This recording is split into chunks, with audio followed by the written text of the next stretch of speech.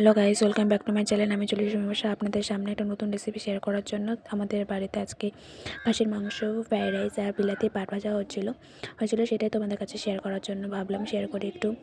দেখো দেখো আমাদের মাংস করার জন্য একটা হাঁড়ি নেওয়া হয়েছে। সেই হাঁড়িটার মধ্যে একটুখানি দুটা তিনটা আলু কেটে নেওয়া হলো। সেগুলো তেলটা গরম করার পর সেই আলুগুলো ভালো করে লাল লাল করে ভেজে নেওয়া হয়েছে। সেগুলো উঠিয়ে নেওয়ার পরে একটু তেল দিয়ে কাঁচা লঙ্কা আর তেজপাতা আর লঙ্কা গুঁড়ো আর তেজপাতা আর জিরা ফোড়ন দেওয়া হলো। তার সাথে একটু লঙ্কাও দিয়েছিলাম, তা তোমাদের সাথে একটু শেয়ার করে দিলাম।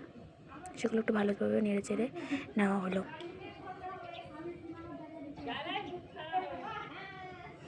তোমাদের সাথে আমার বাইরের কোনো ব্যাকগ্রাউন্ড কোনো কিছু শেয়ার হয়ে গেলে আমাকে প্লিজ ক্ষমা করে দিও, কারণ আমার পাশে এক জায়গায় গল্প বা মিটিং চলছিল, তার মধ্যে আমি ভিডিওটা করছিলাম বলে হয়ে গেছে ব্যাকগ্রাউন্ডটা।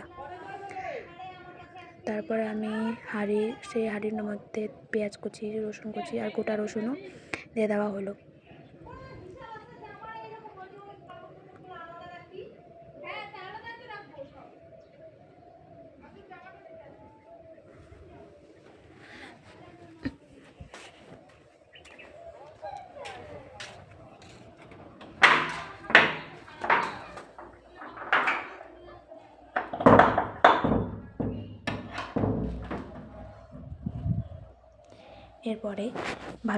এরপরে মাংসগুলো সেই পেঁয়াজ কুচি, আদা রসুন কুচি এবং গোটা রসুনের মধ্যে মাংসগুলো দিয়ে দেওয়া হলো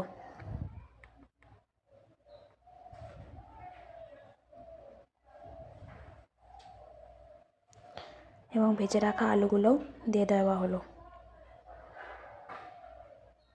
এবার একটু মশলা পেস্ট করা ছিল, সেটা হচ্ছে শুকনো লঙ্কা বাটা আর জিরা বাটা আর আদা বাটা, ধনিয়া বাটা, সেগুলো দিয়ে দেওয়া হলো। এরপরে জল হিসাবে একটু বাটি ধুয়ে নেওয়া জলটা সেখানে মিক্সড করার জন্য অ্যাড করে দেওয়া হলো।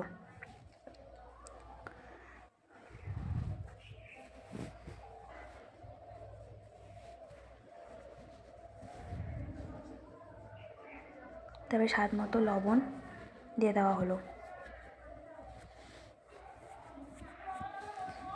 একটুখানি হলুদও দিয়ে দেওয়া হলো।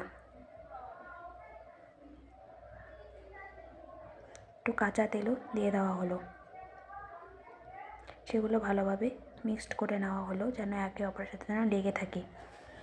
মিক্সড করার পরে